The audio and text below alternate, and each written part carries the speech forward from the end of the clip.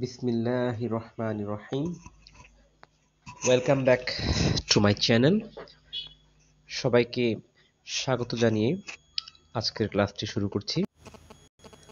আজকের ক্লাসটির মধ্যেও আমরা রাইট ফর্ম অফ ভার্ব নিয়ে দুটি প্র্যাকটিস দেখব ইনশাআল্লাহ। তো আজকের ক্লাসটি সবাইকে দেখার জন্য অনুরোধ করছি।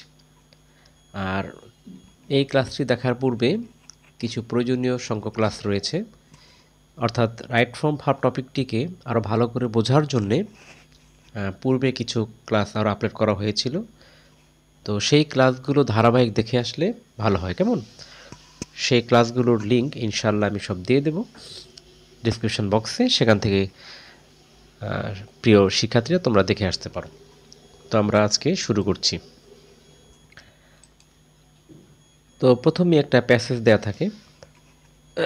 আজকের প্র্যাকটিসটি একটু ভিন্নভাবে, ভালো করে খেয়াল করো। আমরা পূর্বে যে প্র্যাকটিসগুলো দেখেছিলাম সেখানে কিন্তু আমাদের এই ব্র্যাকেটের মধ্যেই আমরা যে ভার্বটা পরিবর্তন করব সেটা দেওয়া ছিল, কিন্তু আজকে এটা একটু ব্যতিক্রম।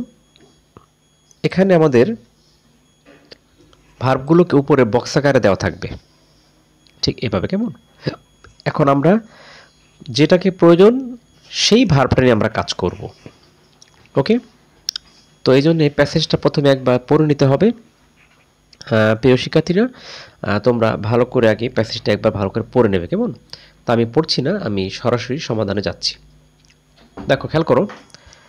Bangladesh is full of natural resources. প্রথমে কিন্তু ইজ দিয়ে শুরু করা আছে, তাহলে আমরা বাক্যটিকে প্রেজেন্ট ফর্মে ধরলাম, ওকে? বাংলাদেশ প্রাকৃতিক সম্পদে ভরপুর। The prosperity of the country. খেয়াল করো, দেশের উন্নতি, দ্য প্রসপারিটি। এখন দেশের উন্নতিটা দেখো পরে লেখা আছে অন দ্য প্রপার ইউটিলাইজেশন। এই সম্পদের ব্যবহারের উপর, রিসোর্সেস, কেমন? এই সম্পদের ব্যবহারের উপর উন্নতিটা কি করে?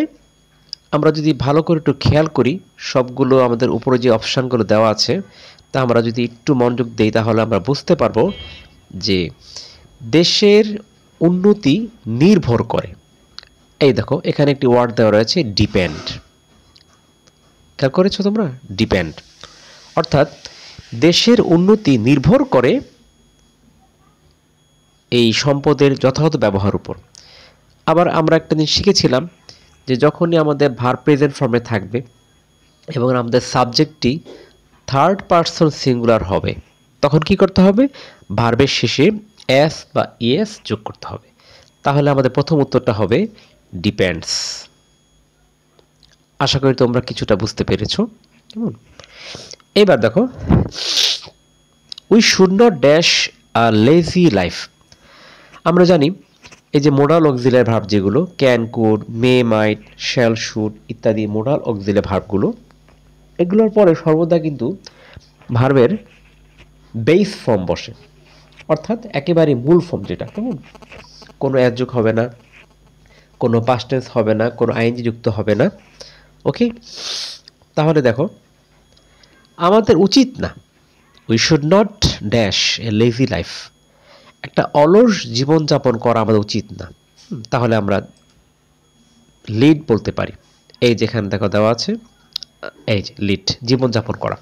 আমাদের একটি অলস জীবনযাপন করা উচিত নয়, ওকে? এবার দেখো, ফর দিস রিজন, এই কারণে, আমি একটা এখানে রয়েছে, আচ্ছা, we all should dash up our country.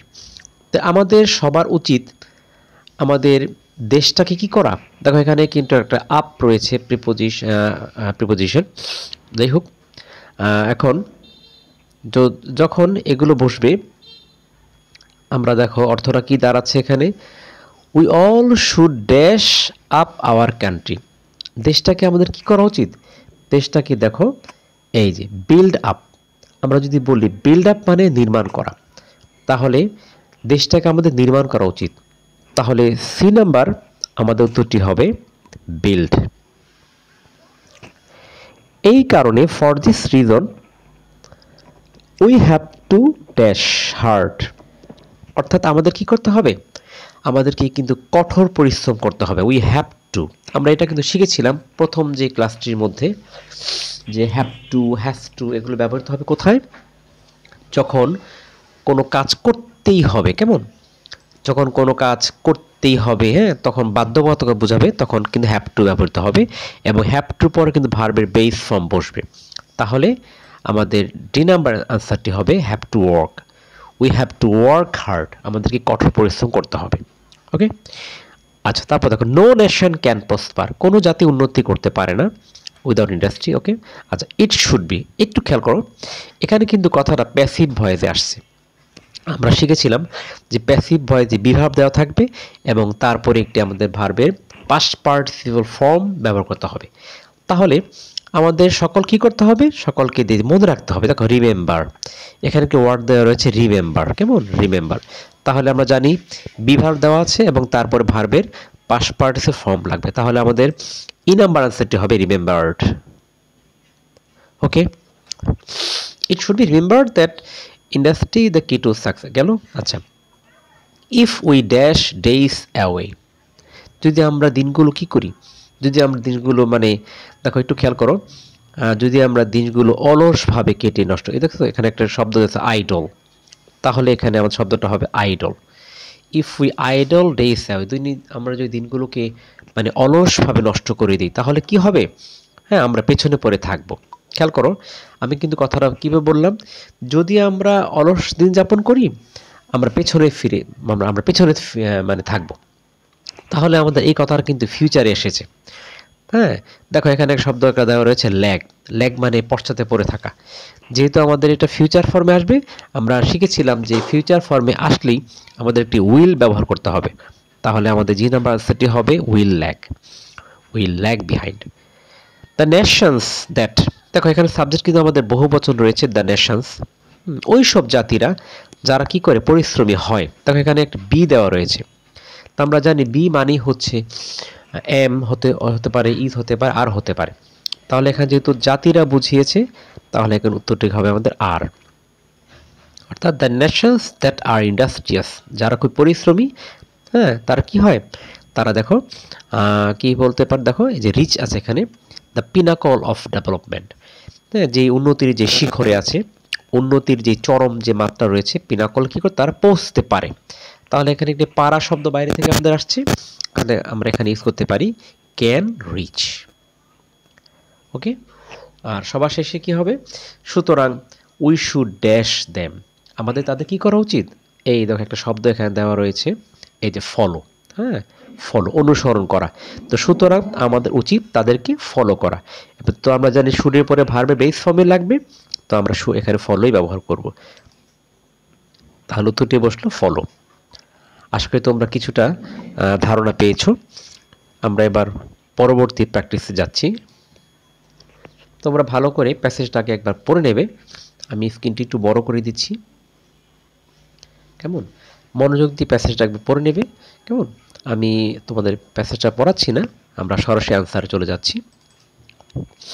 দেখো উপরে বক্স আকারে আমাদের অপশনগুলো দেওয়া থাকবে এই যেভাবে, কেমন।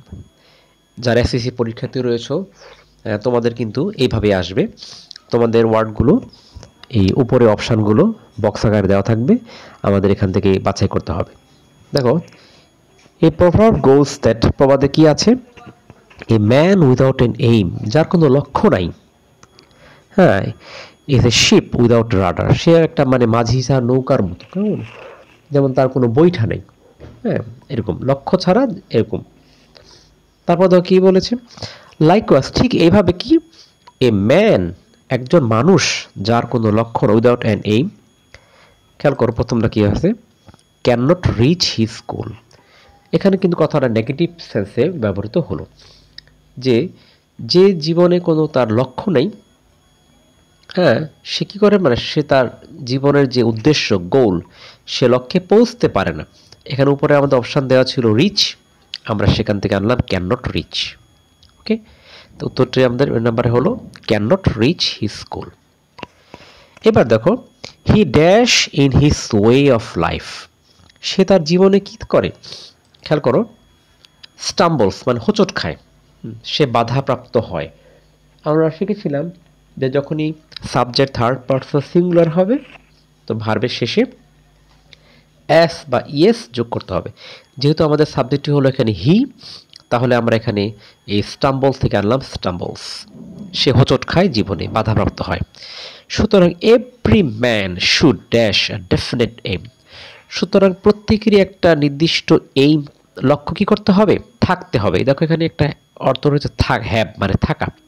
আমরা জানি শুডের পরে ভার্বে মূল ফর্ম বসবে, এই জন্য এখানে হ্যাভই বসলো। ওকে, এবার দেখো, but nothing is more difficult than the choice of profession. কিন্তু এই যে পেশা একটা বাছাই করা সহজ কাজ নয়, কেমন? আচ্ছা, ছাত্রদের কি করতে হবে দেখো, students dash it very difficult. ছাত্র এটা কি করে, ছাত্রটা দেখো এখানে উপরে বক্সগুলোর মধ্যে কি দেওয়া রয়েছে, উপরে বক্সগুলোর মধ্যে দেওয়া রয়েছে। দেখো ছাত্ররা এটা খুবই এটা খুঁজে পেতে খুব সমস্যা বোধ করে, তার find, students find it difficult, খুব কঠিন তারা মনে করে, কেমন কঠিন মনে করে, to choose a suitable profession, তাদের একটা পেশা বাছাই করে তারা খুবই সমস্যা বোধ করে, কেমন? Choosing profession becomes very difficult, খুবই কঠিন হয়ে দাঁড়ায়, বিকজ দেয়ার, আমরা জানি দেয়ার দ্বারা বোঝা কোথাও কোনো কিছু আছে, কেমন?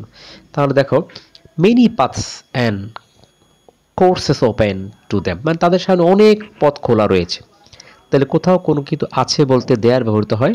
এবং এরপরে দেখো যেহেতু এখানে একটি বিভাব দেওয়া রয়েছে, আমরা এখানে আর ব্যবহার করব, কারণ আমাদের এখানে মেনি পাথস এই নাউনটি কিন্তু বহুবচন দেওয়া রয়েছে, এজন্য এখানে আর বসলো। হ্যাঁ, অনেক পথ খোলা রয়েছে।